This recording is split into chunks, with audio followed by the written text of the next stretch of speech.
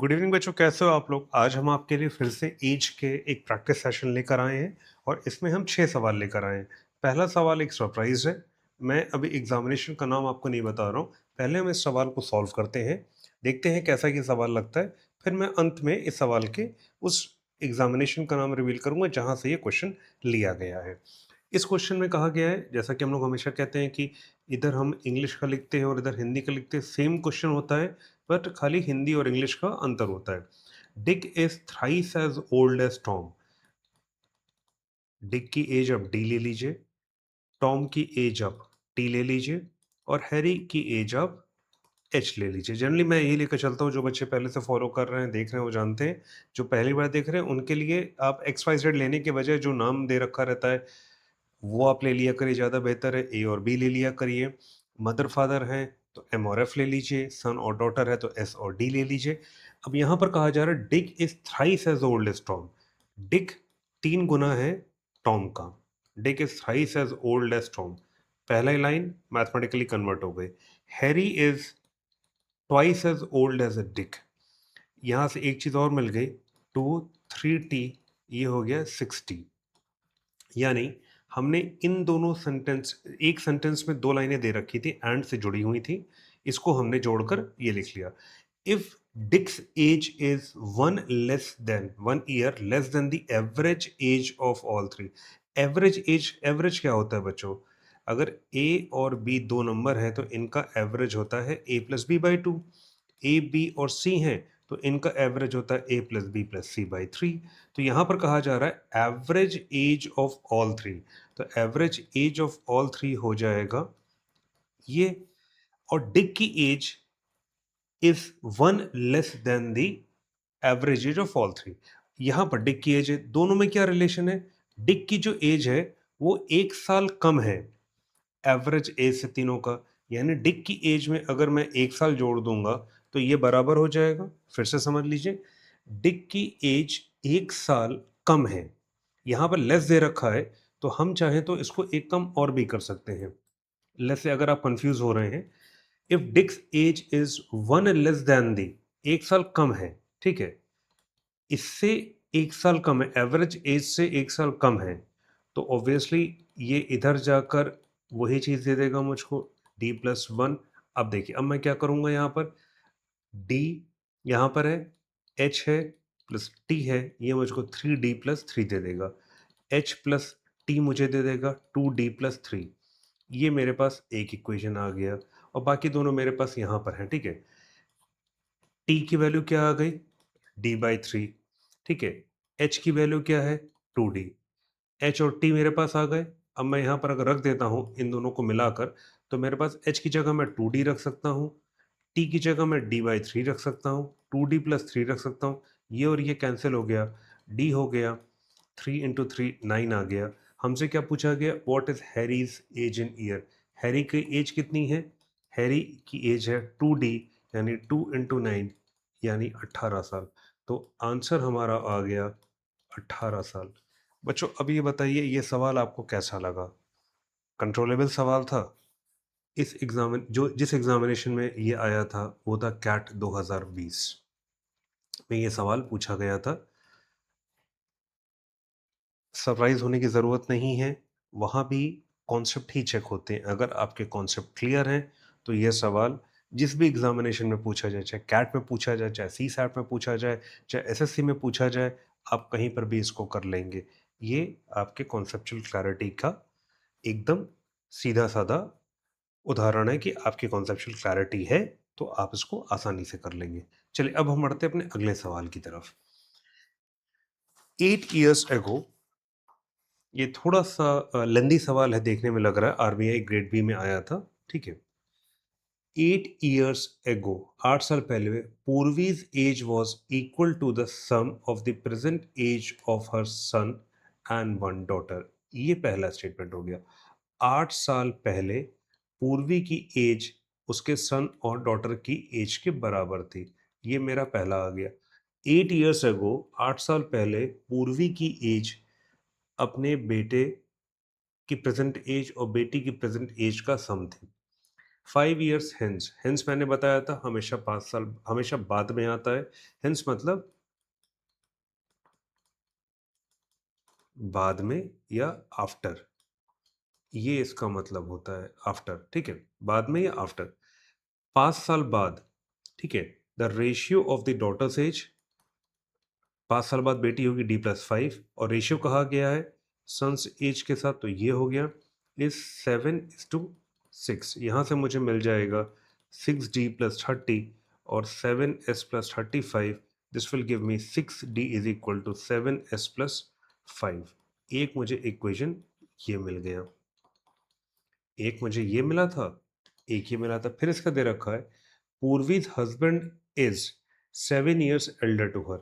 पूर्वी के जो हस्बैंड है वो 7 साल बड़े बड़े हैं, यानी जो हस्बैंड की एज है वो पूर्वी से 7 साल ज़्यादा है।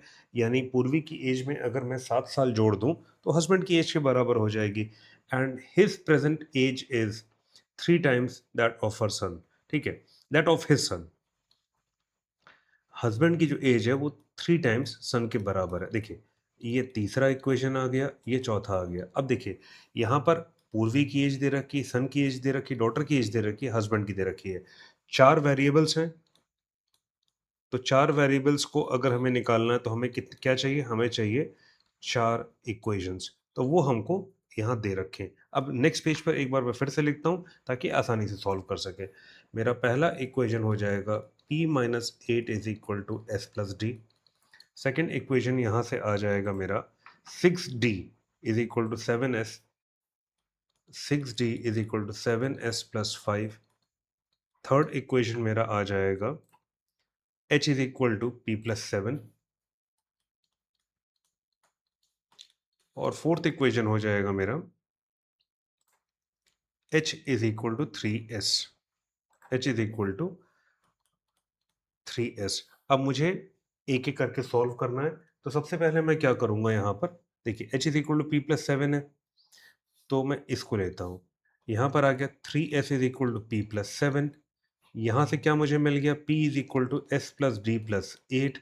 P यहाँ रखा तो 3S इज इक्वल टू, इन दोनों कंबाइन किया, देखिए ये मुझे मिला फ्रॉम 3 एंड 4, ये मुझे मिला फ्रॉम 1। अब मैं क्या करने जा रहा हूँ? अब कंबाइनिंग दीज टू, इन दोनों को जब मैं कंबाइन करूंगा तो मुझे मिल जाएगा 3S is equal to P की जगह रख दूंगा S+D+8+7। ये 7 यहाँ से कैरी फॉरवर्ड है, भूल में जाना बच्चों। 2S is equal to D+15। ये आ गया। अभी तक ये इक्वेशन मेरा बचा हुआ था।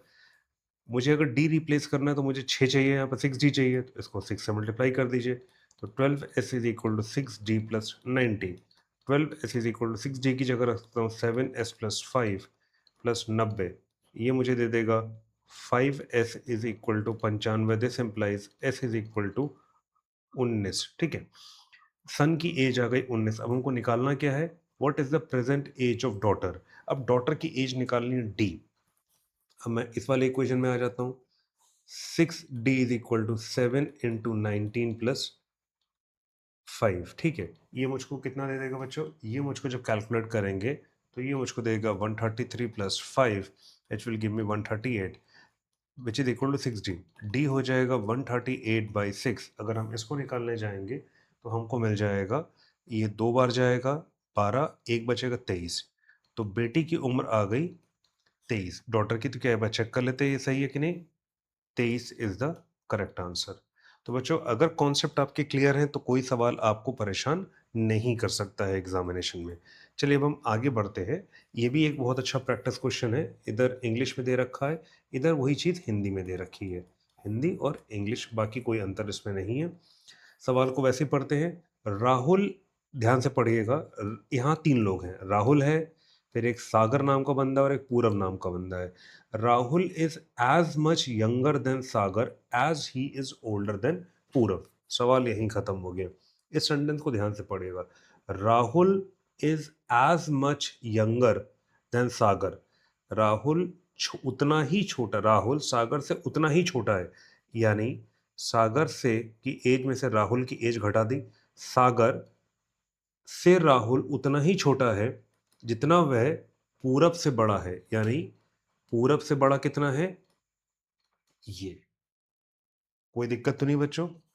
फिर से समझ लीजिए, चीज वही लिखी है, बस पढ़ने का तरीका अलग है। राहुल सागर से उतना ही छोटा है, राहुल सागर से उतना ही छोटा है एक्स आ रही है इसकी वैल्यू, ठीक है, जितना वह पूरब से बड़ा है। पूरब से कितना बड़ा है? ये नंबर आ गया भाई।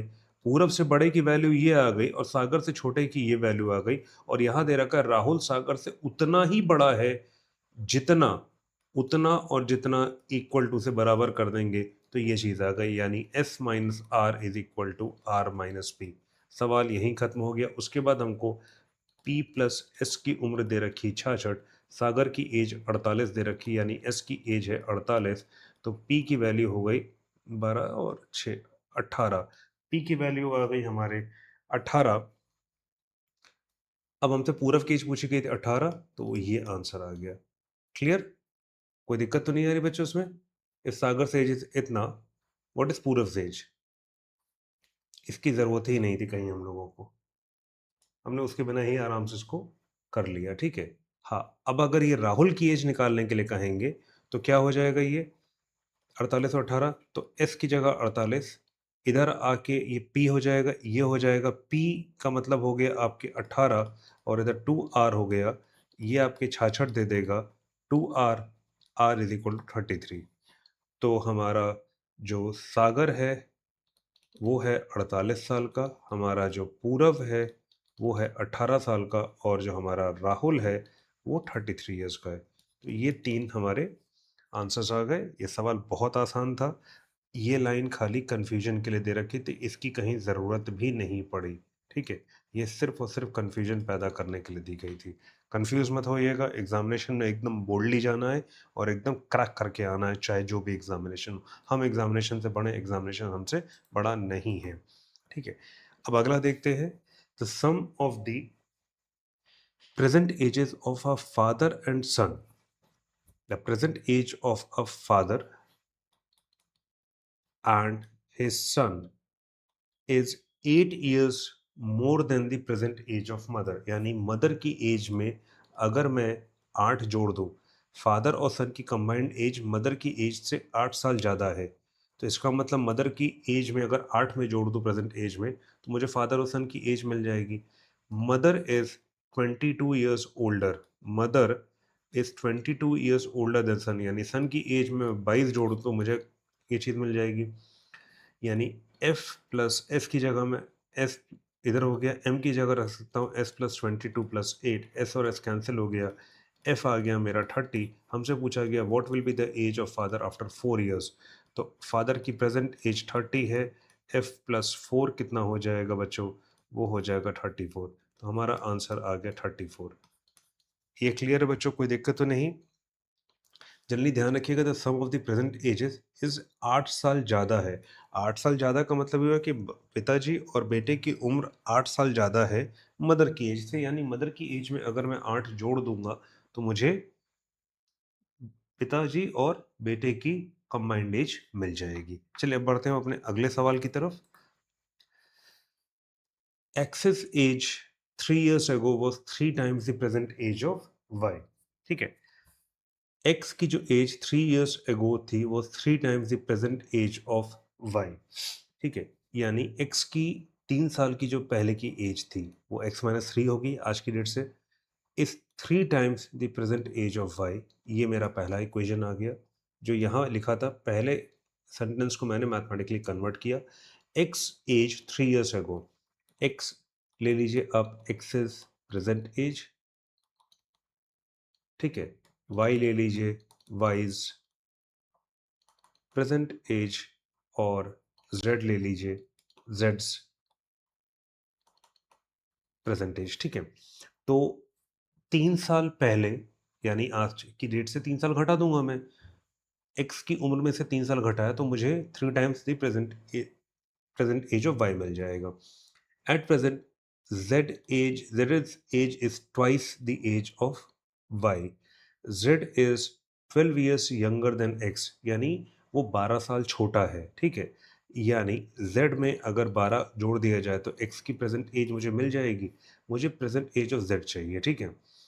अब देखिए यहाँ पर क्या मुझे मिल जाएगा, z चाहिए, x की वैल्यू यहाँ से आ जाएगी इतना, मुझे इसी इक्वेशन का इस्तेमाल करना है। देखिए z प्लस 12 माइनस 3 रख दिया, this implies y is equal to z/2, ये हो जाएगा 3z/2, ये मुझको दे देगा z plus 9 is equal to 3z/2, 2z plus ये मुझे 18 दे देगा और इधर 3z रहेगा, ये इधर आ जाएगा, तो मुझे मिल जाएगा z is equal to 18। z की वैल्यू आ गई 18। तो what is the present age of z? ये आ गई मेरे लिए 18। ठीक है बच्चों, कोई दिक्कत तो नहीं है। जैसे जैसे सवाल बढ़ता जा रहा था इंग्लिश में, मैं उसको इंग्लिश में जैसे जैसे हम आगे बढ़ते जाते, इंग्लिश या हिंदी में बढ़ते जा रहे थे, वैसे वैसे हम इसको मैथमेटिकली कन्वर्ट भी करते जाएं तो हमारे लिए मैथमेटिकली कन्वर्ट भी करते जाए तो हमारे लिए सवाल बहुत आसान हो जाता है। ये बिल्कुल ध्यान रखना चाहिए। पहला स्टेटमेंट पढ़ा मैंने, ये लिखा। सेकंड स्टेटमेंट जो था, z की एज दुगनी है y की, वो लिख दिया। उसके बाद z जो है 12 साल छोटा है x से, ये मेरा थर्ड स्टेटमेंट आ गया। इसने पूरा सवाल मेरा सॉल्व करके रख दिया। हमें कभी भी सवाल में कंफ्यूज नहीं होना चाहिए। सवाल कॉन्सेप्ट को चेक करते हैं, वो अगर क्लियर है तो हमें कोई दिक्कत नहीं होगी। अब हम बढ़ते हैं अपने अगले सवाल की तरफ। The difference between the present ages of Arun and Deepak is 14 years. ठीक है, अरुण और दीपक की प्रेजेंट एज में 14 साल का डिफरेंस है। 7 साल पहले the ratio of their edges was 5:7। याद कीजिए जो हमने पहली क्लास में देखा था, 7 साल पहले ratio of the ages was 5:7, यानी 7 साल पहले उनकी एज आपके ये थी। ठीक है, 7 years बिफोर। ठीक है, तो प्रेजेंट एज कितनी हो जाएगी उनकी? प्रेजेंट एज हो जाएगी 5k+7, 7k+7। इस इक्वेशन में रखते हैं, ये अरुण की एज है, ये दीपक की एज है। तो डिफरेंस है तो हम कुछ भी पहले रख सकते हैं, d माइनस ए भी ले सकते हैं क्योंकि यहाँ पर माइनस आ जा रहा है, तो इसको d प्लस ए लेंगे तो 7k+7 minus 5k plus minus यहाँ पर हो जाएगा 7 इज इक्वल टू 14। इसको मैं थोड़ा सा और एक्सप्लेन करके लिख देता हूँ तो ज़्यादा बेहतर रहेगा। 7k+7, ये दीपक की एज आ गई, अरुण की एज आ जाएगी 5k+7 इज इक्वल टू 14। ये मुझको दे देगा 7k+7, ब्रैकेट ओपन होगा तो ये -k -7 दे देगा, ये और ये कैंसिल हो गया, ये मुझको 2k plus is equal to 14 दे देगा, यानी k इज इक्वल टू 7 मुझे दे देगा। ये k की वैल्यू अगर 7 आ गई तो दीपक की प्रेजेंट एज कितनी हो जाएगी? ये होने वाली है, तो 7 इंटू 7+7, ये 49+7, ये मुझको दे देगा 56। तो क्या 56 हमारे ऑप्शन में दे रखा है? जी हाँ बच्चों, 56 हमारे एक ऑप्शन में दे रखा है। तो बच्चों ये थे आज के 6 सवाल जो हम एज पर लेकर आए। हम एक प्रैक्टिस सेशन और लेकर आएंगे आपके लिए, जिसमें 8 से 9 सवाल हम पिक करके लेकर आएंगे। कुछ उसमें वेरियस एग्जामिनेशंस के होंगे, एग्जामिनेशंस के नोमेनक्लेचर यानी नाम चेंज होने से कोई फ़र्क नहीं पड़ता है, कॉन्सेप्ट आपके क्लियर होने चाहिए। और हमारी कोशिश यही है कि हम अपने आप को एक एग्जामिनेशन ना बांधें, अपने कॉन्सेप्ट्स को क्लियर करते रहें और प्रैक्टिस जितनी हो सके उतनी करें। अगर आपको लगता है कि किसी पर्टिकुलर एग्जामिनेशन पे हमें अलग से फोकस करना चाहिए तो आप हमको कमेंट सेक्शन में बताइए, हम उस पर उस एग्जामिनेशन में पूछे गए सवाल आपके लिए लेकर आएंगे। हम आपके साथ तब तक है जब तक आपका सिलेक्शन नहीं हो जाता है। मिलते हैं आपसे नेक्स्ट क्लास में, इस उम्मीद के साथ कि आप इस वीडियो को समझ चुके होंगे, और अगर कहीं डाउट होगा तो आप हमको ज़रूर हमारे कमेंट सेक्शन के थ्रू हमसे पूछेंगे। और इन वीडियोज़ को अपने दोस्तों के साथ ज़रूर शेयर कीजिएगा ताकि उनका भी ज्ञान बढ़ सके, उनको भी सही कॉन्सेप्ट्स पता चल सके। बाकी जगह पे बहुत अच्छा पढ़ाया जा रहा है, हर टीचर चाहे वो आप ऑफलाइन कर रहे हो चाहे ऑनलाइन कर रहे हो, सब बहुत अच्छा पढ़ा रहे हैं, कहीं पर ऐसी कोई दिक्कत की बात नहीं है। बट हाँ, आपका मेन उद्देश्य होना चाहिए आपके कॉन्सेप्ट्स क्लियर हो, चाहे मेरे यहाँ से क्लियर हो चाहे किसी के यहाँ से क्लियर हो। आपका अल्टीमेट एम होना चाहिए कॉन्सेप्ट्स की clarity. Conceptual clarity is the key to any examination. और अगर कॉन्सेप्ट्स क्लियर होंगे तो आप मेंटेन कर पाएंगे स्पीड एंड एक्यूरेसी। मैं जब भी एग्ज़ामिनेशन देता था प्रैक्टिस के लिए, मैं हमेशा इस चीज़ को मेंटेन करता था, स्पीड एंड एक्यूरेसी। अगर ये है, तो कोई भी एग्ज़ामिनेशन आपको पीछे नहीं कर सकता है, आप अपनी ड्रीम जॉब में लैंड कर जाएँगे। मिलते हैं आपसे नेक्स्ट क्लास में, till then it's your professor signing off for now, have a good day, bye bye, take care.